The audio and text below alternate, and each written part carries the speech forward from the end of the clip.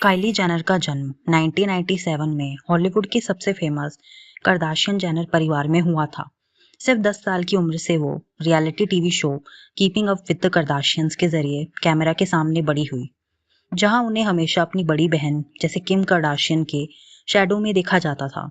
लेकिन काइली की लाइफ का सबसे बड़ा टर्निंग पॉइंट तब आया जब उनके लिप्स और सिग्नेचर मेकअप लुक को लेकर पूरे इंटरनेट पर इंसेन हाइप और डिस्कशन शुरू हो गया।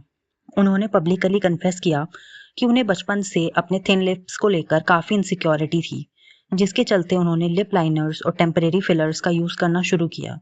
उनकी इसी पर्सनल इनसिक्योरिटी और उनके आसपास चल रहे मीडिया सर्कस ने उन्हें एक बहुत बड़ा बिजनेस आइडिया दिया, जो आगे चलकर 2015 में काइली लिप किट और बाद में काइली कॉस्मेटिक के रूप में पूरी दुनिया के सामने आया। काइली कॉस्मेटिक्स की कहानी किसी स्टैंडर्ड कॉर्पोरेट बिजनेस रूम में शुरू नहीं हुई, बल्कि इसकी शुरुआत हुई एक 17 साल की लड़की की इनसिक्योरिटीज से। 2014 के दौरान पूरे इंटरनेट और हॉलीवुड मीडिया पर सिर्फ एक ही चर्चा थी, काइली जेनर के लिप्स सडनली इतने बड़े कैसे हो गए। उन्होंने टेम्पररी लिप फिलर्स लगवाए थे, लेकिन उन्होंने पब्लिकली इस बात को छुपाया और कहा कि ये सिर्फ लिप लाइनर का कमाल है। मिलियंस ऑफ टीनेजर गर्ल्स उनके सिग्नेचर लुक को कॉपी करना चाहती थी। यहाँ पर काइली और उनकी mom plus manager Kris Jenner ने एक बहुत बड़ा कल्चरल शिफ्ट नोटिस किया। उन्होंने अपनी इसी सबसे बड़ी इनसिक्योरिटी और मीडिया ट्रोलिंग को एक वेपन में बदलने का फैसला किया। काइली ने सोचा कि अगर पूरी दुनिया उनके लिप्स के बारे में बात कर रही है तो क्यों ना इसे एक बिजनेस बना दिया जाए। काइली ने किसी बड़ी कॉस्मेटिक फैक्ट्री को हायर नहीं किया, बल्कि उन्होंने एक बहुत ही स्मार्ट लीन बिजनेस मॉडल चुना। उन्होंने अपनी मॉडलिंग अर्निंग की जो इन्वेस्टमेंट थी उसे यूज़ किया और सीड ब्यूटी, जो एक कॉन्ट्रैक्ट मैन्युफैक्चरिंग कंपनी है, उसके साथ मिलकर सीड ब्यूटी ने फॉर्मूला और पैकेजिंग संभाली, शॉपिफाई प्लस वेबसाइट और ऑनलाइन पेमेंट इंटीग्रेट किया, और काइली का काम था सिर्फ उस ब्रांड का फेस बनना।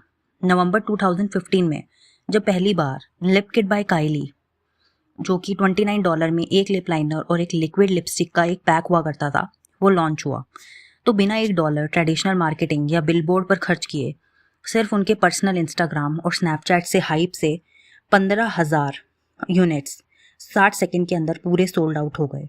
अगले ही साल कंपनी का नाम बदलकर काइली कॉस्मेटिक्स रख दिया गया।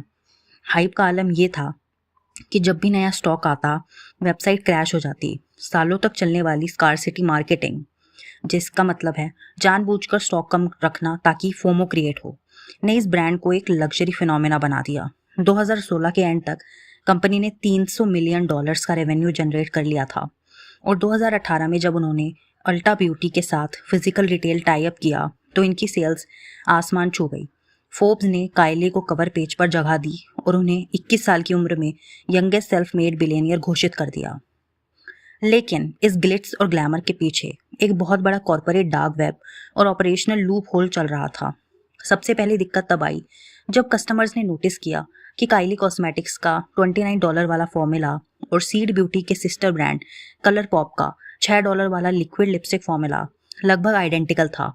लोगों को एहसास होने लगा कि वो सिर्फ काइली के नाम का प्रीमियम दे रहे हैं, क्वालिटी का नहीं। इसके बाद क्वालिटी कंट्रोल पूरी तरह कोलैप्स हो गया। 2017 में उनका $360 का लग्जरी ब्रश सेट निकला, जिसे जेफरी स्टार और जेम्स चार्ल्स जैसे इंडस्ट्री एक्सपर्ट्स ने चीप बोलकर प्लास्टिक बोलकर पब्लिकली डिस्ट्रॉय कर दिया। उनके आई शैडो पैलेट से पेंट थिनर की केमिकल बदबू आने की कंप्लेंट्स आई, और बेटर बिजनेस ब्यूरो ने कंपनी को कस्टमर सर्विस के मामले में F रेटिंग दे दी। सबसे बड़ा लेयर तब खुला जब नवंबर 2019 में एक फ्रेंच ब्यूटी जाइंट कोटी इनकॉर्पोरेशन ने काइली कॉस्मेटिक्स का 51% शेयर $600 मिलियन में खरीदने का डिसीजन लिया। कोटी एक पुरानी कंपनी थी जिसे जेंजी ऑडियंस चाहिए थी, इसलिए उन्होंने डील साइन कर ली। डील साइन होने के कुछ ही महीनों बाद जब कोटी के पब्लिक फाइनेंशियल ऑडिट सामने आए तो पूरी ब्यूटी इंडस्ट्री के होश उड़ गए।